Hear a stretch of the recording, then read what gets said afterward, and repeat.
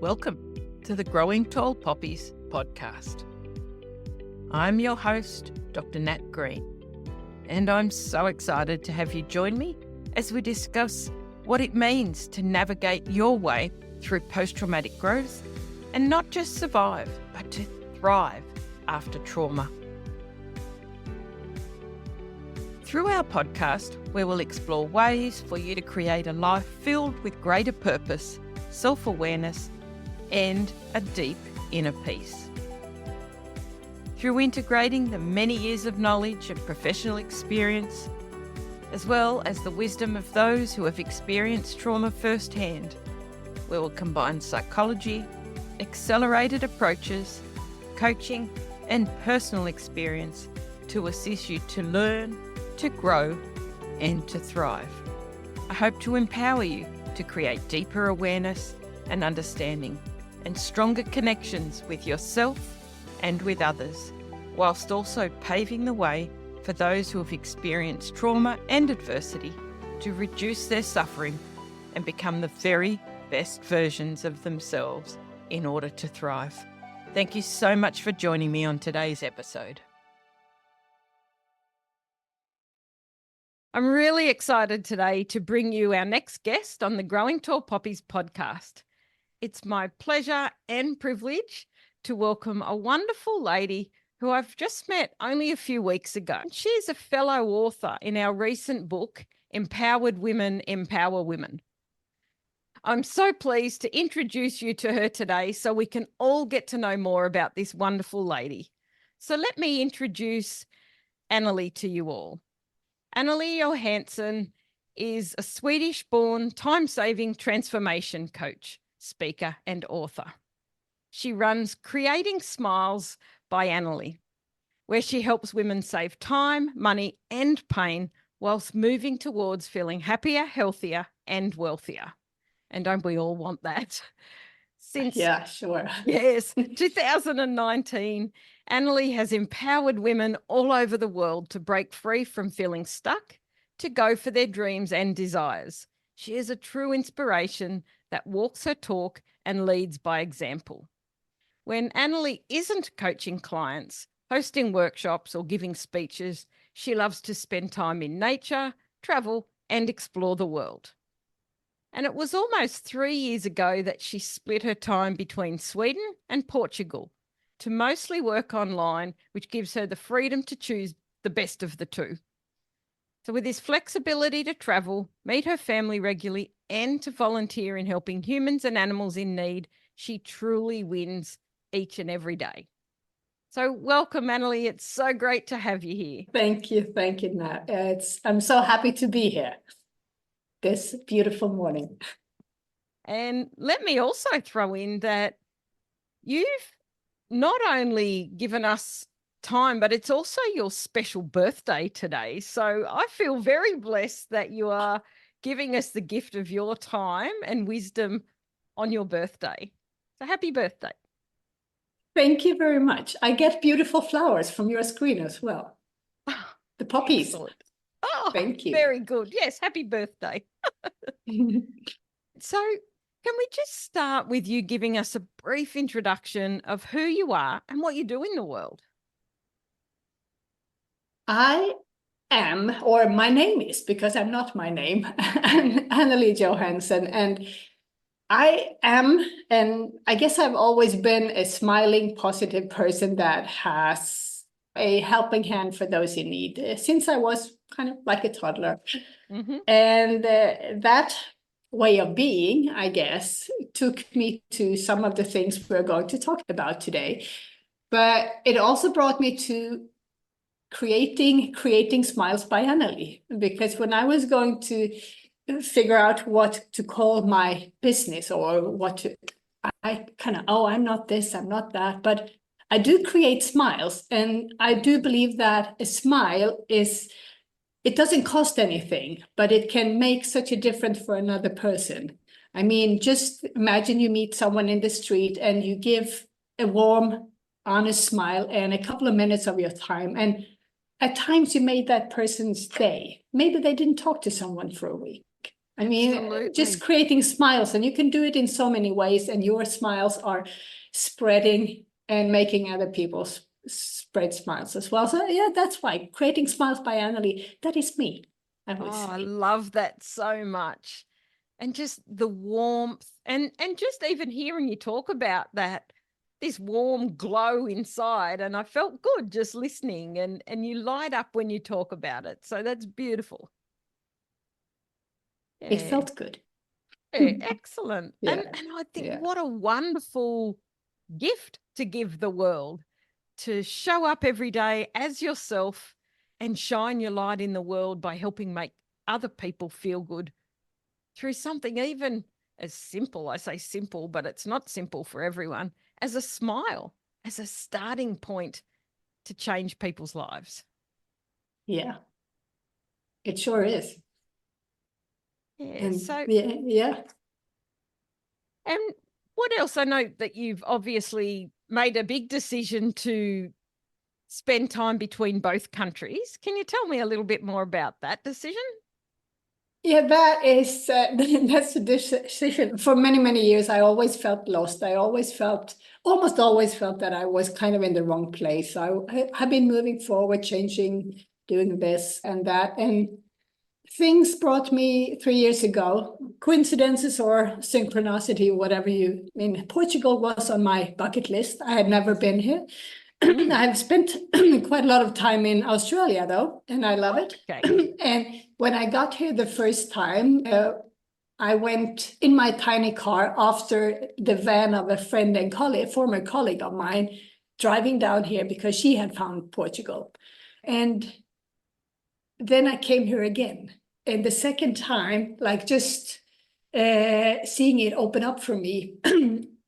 Driving from Spain, from Sweden and up to Spain, and then coming into Portugal was like the closer I went, came the calmer I went, and that feeling told me that it was right. And one of the things I love about Portugal, and that made me stay here, except for that there is light and there is sunshine and much warmer weather than in Sweden, is that it reminds me of Australia, where I for quite some time thought would be the place, but it's quite far away from my loved ones in Sweden. So Portugal ended up being something in between. So it feels very right for now, at least. You never know. Sounds like No, it's been a great decision for you to yeah, spread yourself between both places and have the best of both worlds. yeah. So it was a blunt decision. I got rid of all my stuff and I met this beautiful woman down here that became a dear friend of mine, Maria, who owns the place I have been living in since. And I just got rid of my stuff and got into feeling, oh, this feels good.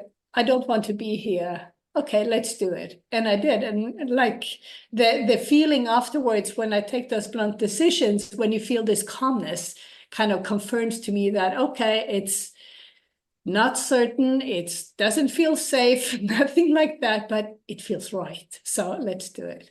Ooh, I love that. So you were able to tune in to your gut, your stomach, and be able to go, yes, it feels right. Yeah.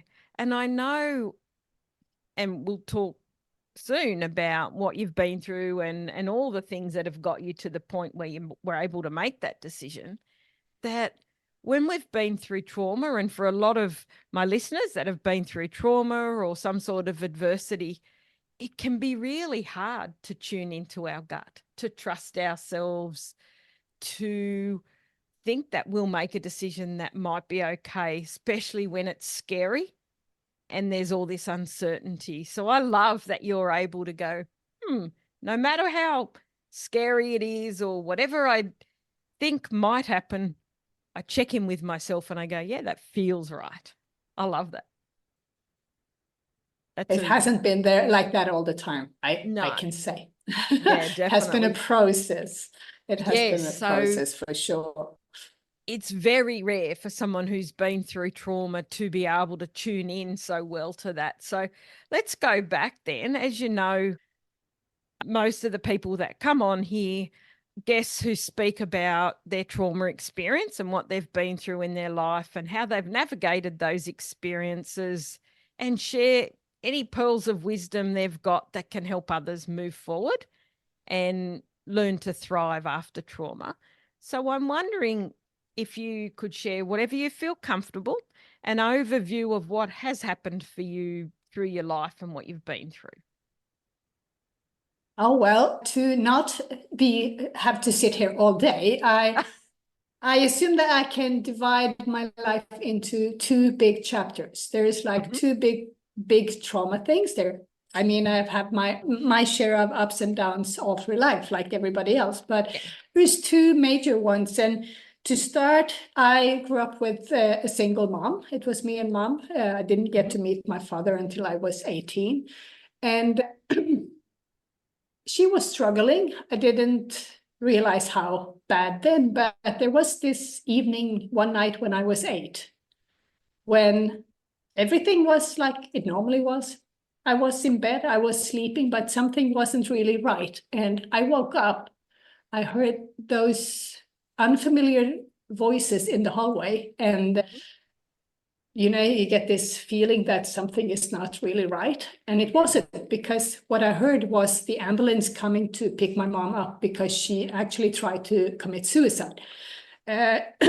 She didn't succeed. She survived. So obviously, I believe that it was only a scream for help. But that night, I didn't realize it until years and years after. This little girl put up on a blueprint for herself that she told herself that her mom obviously wanted to, maybe she didn't want to leave her, but she obviously didn't think that she was good enough or had what it took to stay here and take care of her little girl. So then the little girl had to take that responsibility.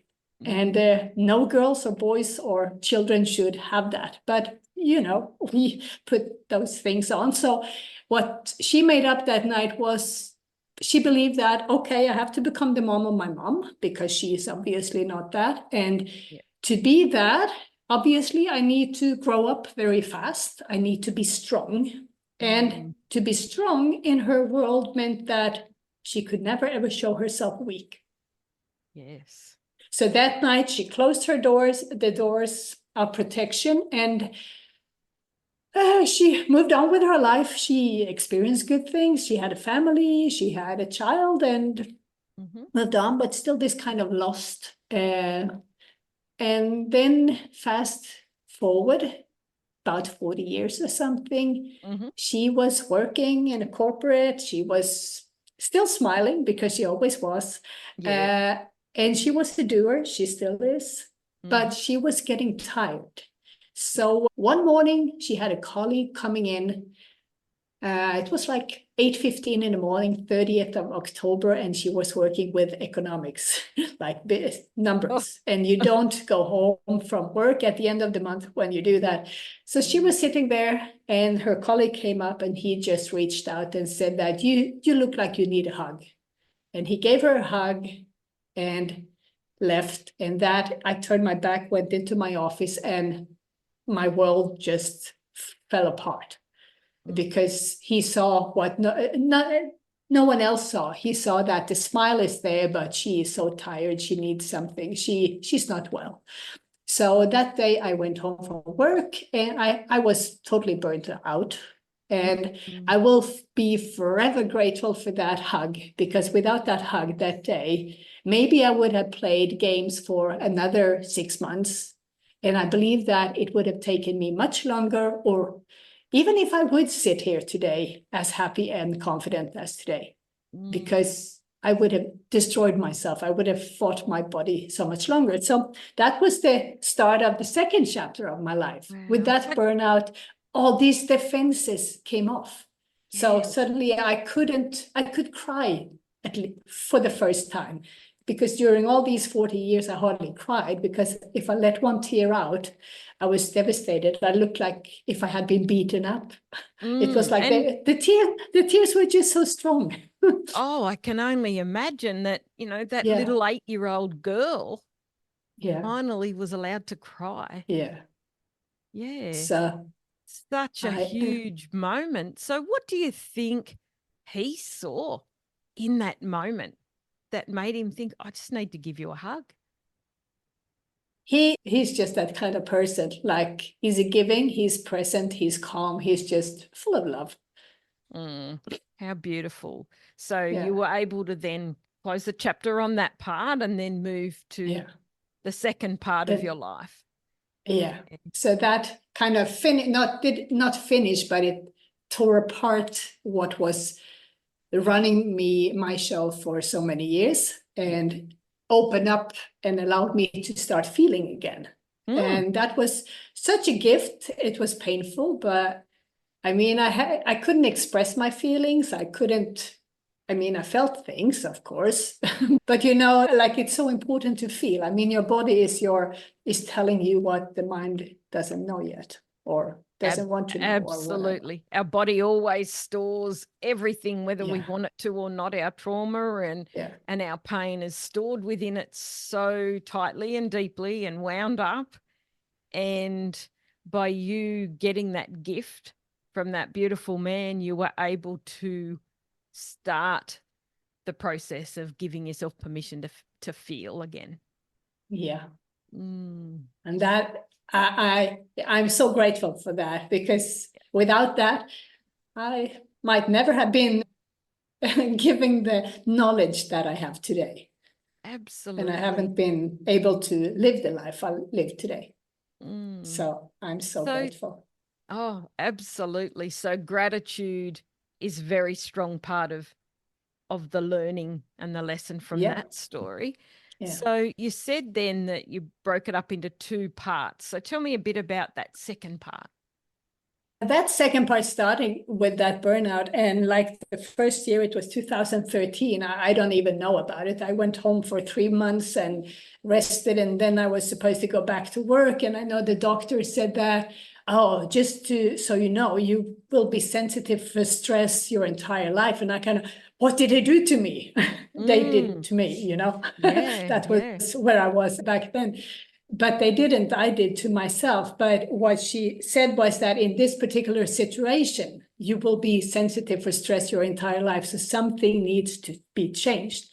And the company didn't manage to change, or they didn't want to. I have no idea. So like 6 months later, I decided to have them fire me or get out of there, because it was like coping, like either going into it and knowing that it will happen again, even worse, or taking the very blunt decision to get out of there. And there you saw like the two groups of people, my colleagues. I remember the day, it was the day before midsummer, and I went to work because I had a meeting with HR, the office for hiring people, and I kind of went out of there 1 hour later, came back to work, and they wondered, what's happening? Oh, it's my last day here. I said, I was so happy.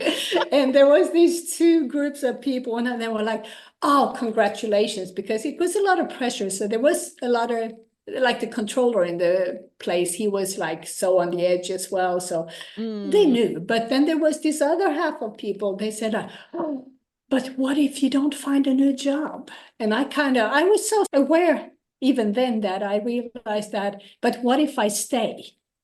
Exactly. What would happen then? Yeah.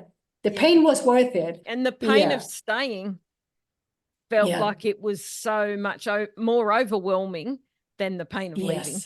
It's certainly. Yeah. So I decided that when I went home, I recovered for like a year. It was just like going by this year of 2013. And then I started traveling, I changed things, and I decided that to create a meaning for this, I have to make something out of it, because otherwise it's just a FN painful experience that I don't want anyone to go through. But I'm so grateful for that I had the experience, but I need to learn. Otherwise, I would just go back to square one, and that is no use.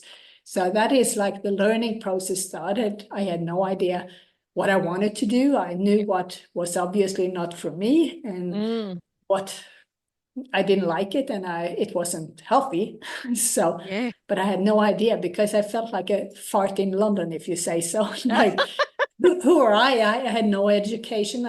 Didn't do anything. I haven't done. That was like, I was just like nothing. So it took a while to rebuild that confidence and rebuild me. And one of the things that came to me from friends and former colleagues quite early was that, yeah, but you're so brave. You have done a lot of things. And I never thought of myself that way because, you know, it's easy to connect those things you have been doing to like money, to succeed. I mean, I didn't even keep my job. I couldn't even keep, you know. Yeah, as Yeah. well, the burnout would have been in there imprinting that sense of negative about Yes. everything because of how things felt at the time. You're exhausted, but you Yeah. knew that you had no other choices. No. Yeah. And today I know that, and I would like to say that to all of you that have been through anything of that, like the people getting burnt out are certainly not the weak ones. Oh, absolutely not. I love that. And I'm so glad you pointed that out because really, and we're seeing it more and more that Yes. people that are in that helping profession, no matter what it is that you do, people that are born helpers, like you took on that role at 8 years old because of what had happened to you, but you just knew you were a helper and that was what you did. So we know that the helpers are the ones that give and give and give and sacrifice their own health and well-being. And ultimately, the majority of people who do that end up in burnout, don't they? Yeah.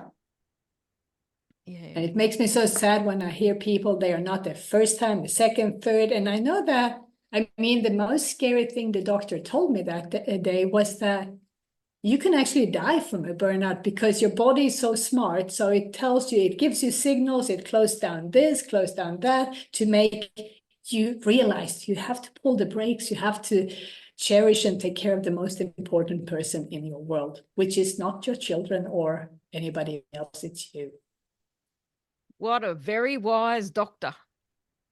Yeah, she was. She was like one of the older ones, and she had been there for a while. So she was. I'm She probably grateful for her. She experienced it was. herself and knew. Could be. And yeah, and you know, there's so many people, especially back then in 2013, it was not talked about very often, even back then, about burnout. You just kept going and kept going. And Yeah. you certainly didn't see it as being strong if you acknowledged it, did you? No, no, no, no, no. No. I just told myself it was me. I remember I had my office upstairs and it was the staircase to get up there. And some mornings my steps were so heavy and I was sitting there watching the views and I didn't get much done, I must say. And I kind of, am I stupid or is it the computer system? And I realized afterward it was both. It was my brain trying to get myself to put myself into pulling the brakes. But also, like, then the next day I came there and it was easier. And I thought, oh, it was only me being a little bit tired yesterday. Only me, only me. Yeah. So there's this constant self-doubt and we tend to blame ourselves, thinking there's something wrong with us, something fundamentally wrong with us. It's our fault and all the things. And we keep going down that path, don't we? Yeah. Yeah. So tell me, you gave yourself the gift, again, a gift in hindsight. I'm sure it didn't feel like it at the time, of having that year to have time off and to heal. Yeah. So do you remember back then, what were some of the things that you went through in order to start to recover? The most important thing, for the first couple of months, I couldn't do much. That year was just like I was just going on autopilot. I went out in the forest, I did the walks with the dogs, and I was just there and started to get myself back on track again. And then I took step by step, but a lot of mindfulness training, like a lot of meditations, a lot of things working on just being. I love instead that. of doing, yes, doing, and absolutely. do some more. Yes, and we're human beings, But we really Yes. tend to be human doings. We don't do much being, do Yeah. we? We just keep going and keep No. going and keep going instead of doing what you did, Yeah. which was, you just said, connect with nature, go out with your Yeah. dogs in the forest and just be Yeah. and meditate and do the mindfulness to give your brain a way to Yeah. start to heal and slow down. A lot of resting. Mm-hmm. Yeah. Which caused a lot of conflict within, though, because one of my core values are to not be judgmental. Mm. And hey, if I have judged myself hard, like, oh, not like, are you lazy, but like, so one big struggle during that time was just to feel that, am I tired or am I just procrastinating something that I want to do or need to do? Yeah. And that took quite a lot of time to realize which was what. And I realized that the feeling afterwards, like after I took the hour in the hammock or the day off, whatever I needed, if the feeling was guilt or like just, oh, even more, then it was procrastination. But if I got energized, okay, I needed to rest. Oh, But that's really powerful. What a great distinction to make. Yeah. Without as much judgment as what you could have had. That no, you started to listen to what your body was needing and giving yourself permission. Oh, it did need to rest today. That's okay. But there was a lot of judgmental from, I used to say that if I had been doing all the things that I did to myself verbally or by thought, like this, I would have looked like I've been beaten up every day. So I wasn't really nice to myself, I must admit. Yeah, self-compassion's hard, isn't it? When we're being so kind and generous to others, we often do so, as you've said, at our own expense. And we can be our own worst critic. Oh, yes. So it's starting to work out, how do I not listen to that so much? And how do I introduce some self-compassion? Oh, yes. Yeah. So when did that start to turn around, do you think? I think it came bit by bit. But one major event was that I had to restart all areas of my life. Like I moved from the house I loved, where I've seen myself retire. We split up, me and my spouse. I lost my job, or I walked out of there for health reasons. And so I had to restart everything. So I was sitting in another tiny house for like 1.5 years, beautiful year when I got to have my son full time, his last year in high school. But then I realized there was this voice in my head telling me that I didn't want to be here. I want to travel or do something. And I thought, okay, if you don't listen now, then you should shut up and don't whine about it more. So I decided to pack my stuff once again, moving out, and then pack the second time, and to go to Costa Rica for 3 months.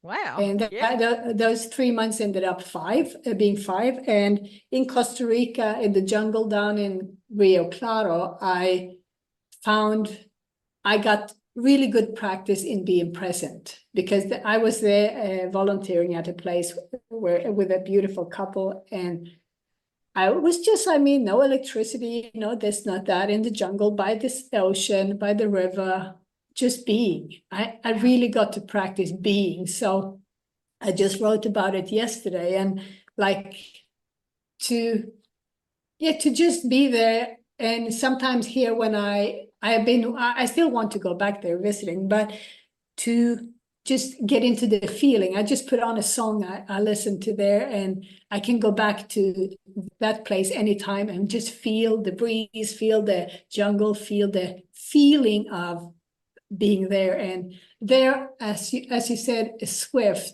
there I went out diving once, and I have a photo of myself where I can tell that was actually the first time, I hope not ever, but maybe, as I could recall, that I actually felt happy from within. I felt grounded, and I felt happy, and I felt alive. really. What a powerful moment. And to Sorry. be able to put some music on or do something to recreate that feeling Yeah. is beautiful. So you can take yourself there anytime when you really need it through Yeah. music or looking at a photo or something, I guess. Yeah. There's a lot of happy moments in that place. Yes. Excellent. Yeah. So what else inspired you or motivated you to take that next step towards healing and growth? For quite some time, one of my biggest motivation was to not end up like my mom, Yes. to become better, Mm-hmm. and I realized afterwards that there was quite a lot of judging in that too towards her. So it came to later along the way a lot of forgiveness, because I realized that she did what she could with what she had. Yes. And so that was my biggest drive for quite a long time, to not become like my mother. Yeah. Because if I thought that I wasn't worth anything, or didn't have the ability to do, and didn't have the beliefs, she thought she was like, if I was here, she was like down in the bottom. So Yeah, that makes sense. yeah. So when did that change, that you started to realize that, oh yeah, she did the best she could and I could get to that forgiveness point? I don't know really exactly when it came, because things have kind of coming step by step. Mm-hmm. And then new realizations along the way. It has been, yeah, since that burnout, that's a long time now. And then Costa Rica was 9 years ago. So time flies when you're having fun and when you're growing. But it comes bit by bit. But I do believe that I've forgiven her. And like, the only thing I would love, it's not possible, that would be, because she passed quite some years ago with dementia, way too early. So to have her, like, to be able to sit and have a chat with her today, Yeah. as two adults, healthy adults, instead of as it was. Yeah. But I can't, so I just have to talk to her like here. Yeah, and find Yeah. your own way to still talk to her and know that she's with you. Yes, yes. Yeah. Yeah. I'm happy that that's actually the thought I've turned into gratitude as well. And I think it's Tony Robbins that said that he has in his coaching, that if you are to blame someone from your past for things that you are not, you have to blame all of what they have done to you. And I love that one, because what that event, even early, like when I was a child, have given me is so many gifts that I can use today, because it have built me to the person I am today. Absolutely. Yeah, and you can't have one without the other, can you? Just as you No. said, it's a whole experience, and there's negatives and things we would like to do differently, or we would wish they did differently. But the reality is there have been a lot of gifts in your experience that have made you who you are today. Yeah. Yeah, definitely. So, and I think that's really important for our listeners, because I know I get a lot of messages, and we've had a number of people on already who, probably nearly all of them, have definitely experienced burnout.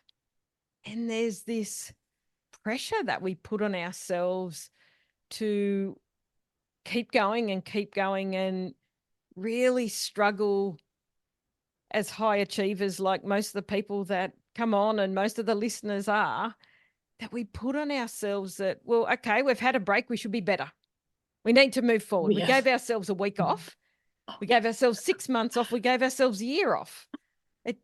There is no length of time and no prescription for how quickly you get back. If you've carried pain and trauma, and your body has been through so much for prolonged periods of time, our burnout's not going to go away in a month, even a year, is it? It's, like you said, a work in progress, and you chip away at it and do little things to heal your body and your mind gradually. Yeah. I would say that is an ongoing process. No matter a burnout or whatever you have, there will always pop up new things, and you can't kind of just stop in healing those. The trick is to kind of continue and doing both at the same time. Yes. So keep on the healing while you're moving forward, because otherwise you can sit like healing yourself for the rest of your life, not moving anywhere, because there will be new things discovered under the layers all the time. Exactly.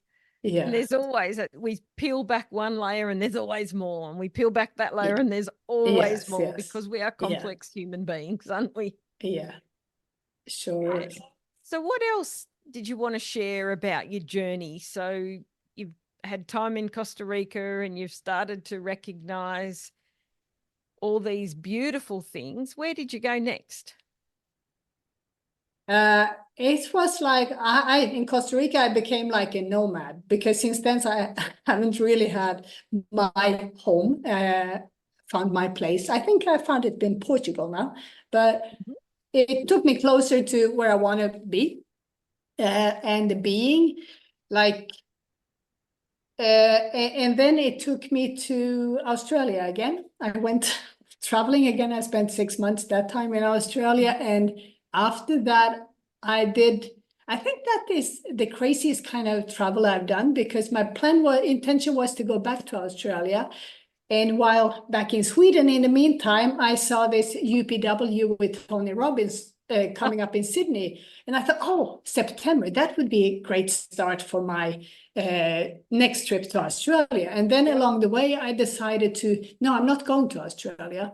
So I sat there with a ticket to UPW from Sweden in Sydney, and I wasn't going to Australia. And I thought, oh, well, I've got this ticket for a reason, I guess. So let's go. So I went to Australia just for a UPW in Sydney, did the firework, did it all. And there the first seed to what I do today was planted, because there was one of all the other beautiful people I met there that asked, have you ever thought about becoming a coach? No, I hadn't.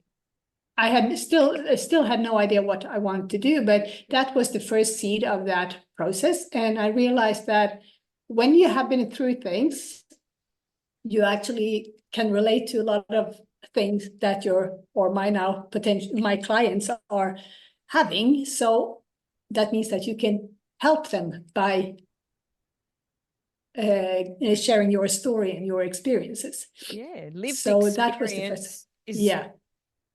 There's nothing else like it, because you can empathize at a much deeper level. Yeah, I don't believe that you can. I mean, there's tons and tons of coaches out there, but if you haven't walked, I mean, you can't, you don't have to have done all the things that your clients have done, but if you haven't walked like a healing process or done the work on yourself, I don't believe that you totally can help other people in their healing or in their process forward. As you say, you can go in a deeper level if you have done the work yourself. Yeah, and I think that in itself is a gift that you have as well, by being through what you've been through. And like you said, we don't have to experience everything our clients experience. We don't want to experience everything. No. However, having that deep understanding and feeling it in our core means that we have that capacity to connect at a really deep level quite quickly. Yeah. And show up as ourselves and bring that gift to our clients that they need, and that permission that, wow, you get it. And that connection happens at that almost soul level, because they just get that intense feeling that, oh, yeah, you do know. I don't have to necessarily explain everything, because you get it. No, you're spot on there. I know I've had a few clients, and I'm not this, I'm not that. I kind of felt that, oh, how do I do this? I didn't do anything, but I've had clients that says, yes, you did. You were there. You just said something. And my feeling is that I'm just there. Yeah. I didn't do anything. But as you say, it's probably, or it's not probably, it is the connection. Yes. Like you can just hear and you can feel into, like, even if it's only a phone call without a screen, you can sense it. Absolutely. And I think, Yeah. you know, our capacity as human beings is that we take in all the information from all our senses. So Yeah. you've done, like you said, a lot of inner work. So you come across with this grounded sense of presence and being, and that is easily picked up by someone else. You're not, you know, stressed and highly strung, and people pick up on that vibe as well. So it's more that calming presence helps them ground their nervous system, so they're then in a place that they're ready to take on their next step and their next step and their next step, and you guide them. Yeah. And sometimes that's exactly what they needed. Yeah. Because no one else can give them that, because they're caught up in their day-to-day stuff, or they're part of the story. Whereas as a coach, you're not part of their story in the same way. No. That comes to one thing I realized not too long ago, actually, maybe 1 or 2 years ago, that one trait I developed during those years growing up with my mom, it was like I developed this sensibility for feeling the energy where she was at, because I was like tiptoeing around her, not to make her try again, because she was off and on just putting out this sentence like as a joke. I didn't think it was funny, but like, oh, maybe I should go and take the rope, she said. And I was just like suppressing I got so angry, but I was suppressing it all, because you never know. I mean, if she did, it would be my fault, I believed. But the sensibility, you would have believed that. Yeah. And the sensibility I developed during those years, together with the person I was from the start, I guess, is something I really appreciate while working with my clients, and I have had great use for it, which is a gift. Yes, I would say. Absolutely a gift. Yeah. So that leads into one of the next questions that I often ask the people that I have on is, how do you think the experiences that you've had have transformed your perspective on life, relationships, or your personal values?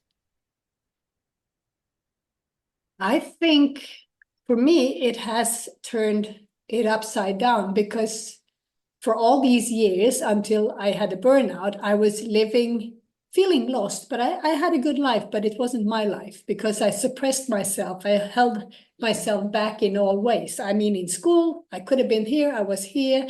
I never stuck out. I not that often raised my voice, but I still had this urge to do my thing, but I never did it fully.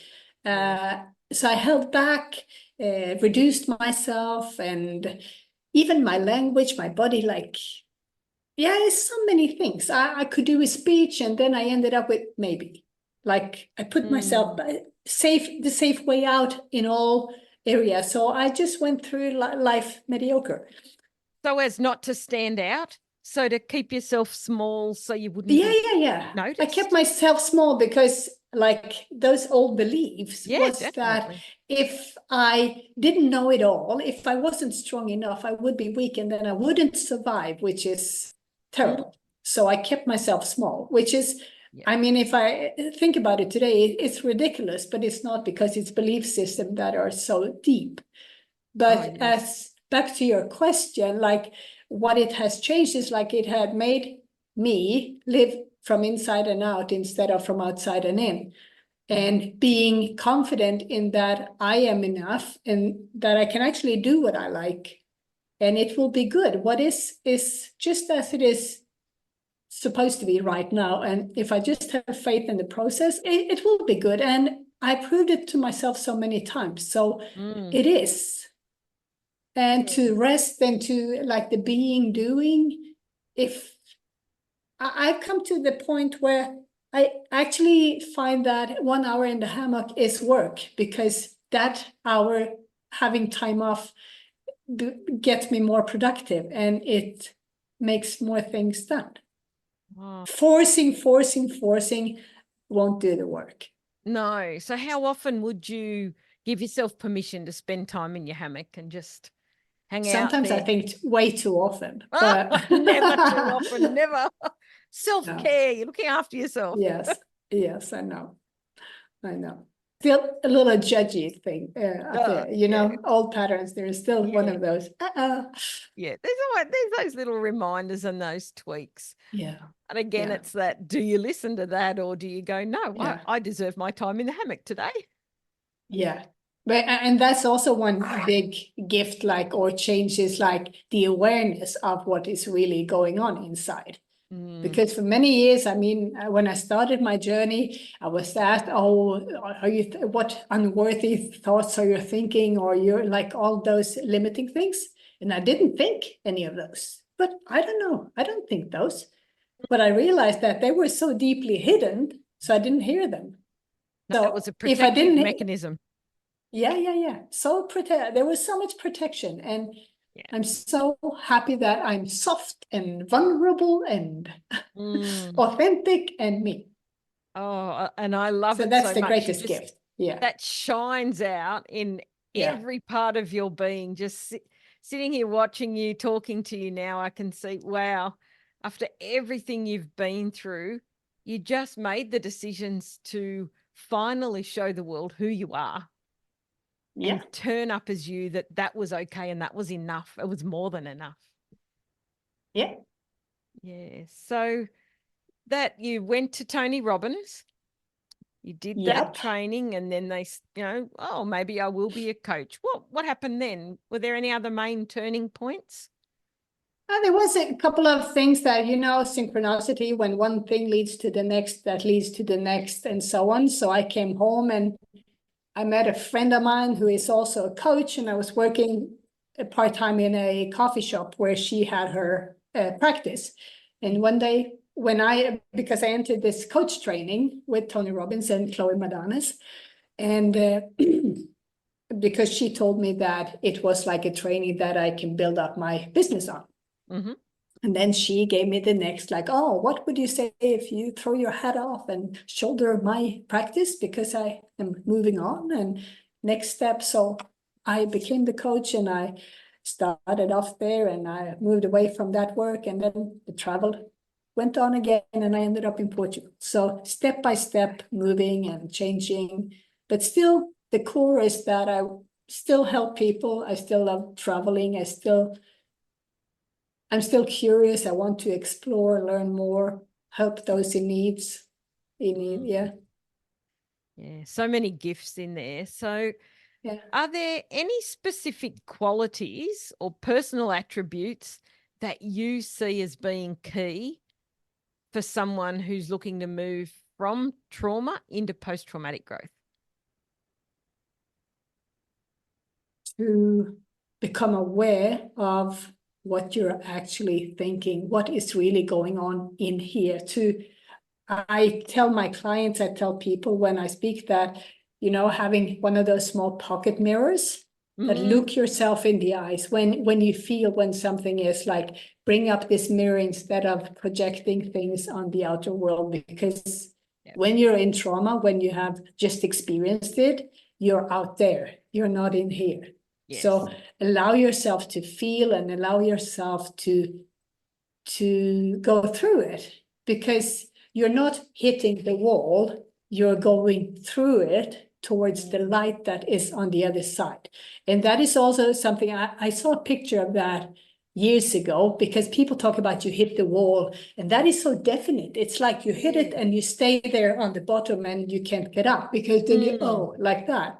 But there was this wall and there was a hole and you could see, because there is a light on, and you grow on the other side if you just raise your vision and walk towards that light, one step at a time, slowly, but one step at a time, believing that you can make it, because you can.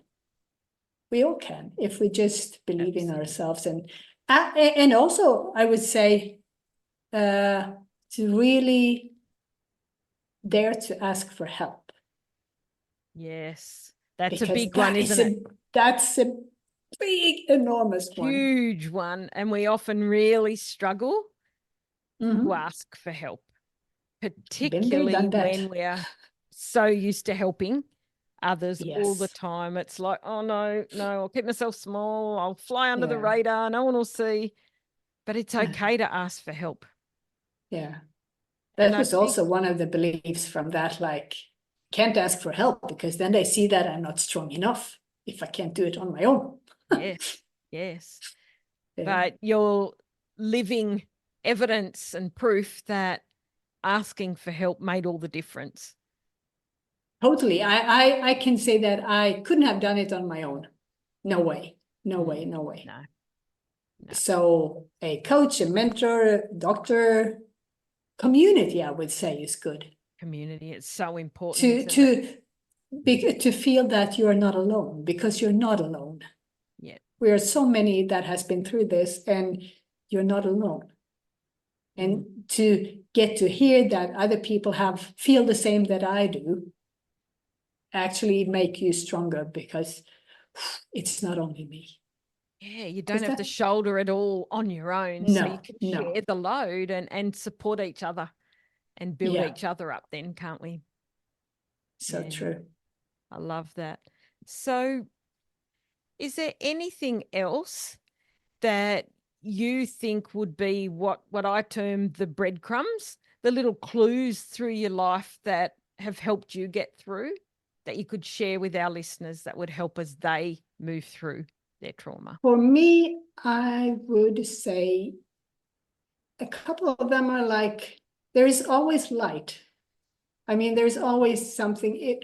If you just take a deep breath and focus on the light instead of the dark, and realize that there is always a way forward if you just see where you are now. Like, whatever happens, however you feel in the morning or when something happens, if you just get back to the present moment, to how is it really right now, then, I mean, there is at least something to be happy about, is that I'm still here. I mean, just that is the greatest gift, because if you ask me, the opposite is not very amusing now. So that is the first thing, and to go from there, because this moment here, right now, is the only thing we can do anything about. And for me, as it used to be, I mean, I was so much in the present for a long time. And then when I started to become aware, I wanted to go there. I set up the goals, but that meant that I was still not here. I have so many moments of that I actually felt guilty about when I wasn't present with my boys, present in meetings, because I was always like 6 steps ahead where I was heading. So here and now, if you're here and now and see what you have here and now, it's so much easier to move forward. Absolutely. Yeah, and I think it's so easy for everyone in this busy day and age to just be always thinking, what's next, and not live in the present. So I think that's a beautiful tip that we could all benefit from, particularly those who've been through trauma, that now the present moment is all we can control. And that's where we can make our decisions from. What do we do now, now? I also very often say that I do some horseback riding, and we have a saying, like, you do a half halt. Like, before you go into a new movement, you make just like a small stop, so to make the horse aware that something is going on. And I tell people, clients, that do that in your daily life as well. A couple of times during the day, just give yourself like some in-between time, a half halt, a minute, 5 minutes, just to feel into how is it right now, to not just keep on going on autopilot another day, another week, another month, because you will lose yourself there. Oh, I love that. I'm going to do a half halt. Try and get my little horse riding. Yeah, but just to like hold back a little bit. Okay, now I'm on the right track again, because otherwise you're belief systems, your old programs take you on the familiar, that path you don't want to be in. Absolutely. So one more question for you.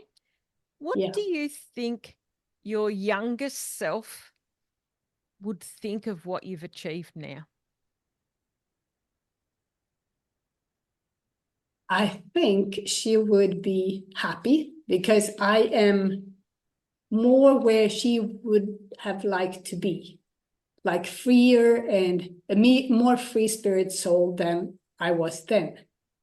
Yeah, that's beautiful. So just, I think I would tell her, like my son told me when I started my journey, that go mama bear, he said. And I say, I love that. I would say like, go Anneli, go for it, because there is no time to waste anymore. Just go for it. Just go. You're on your right path.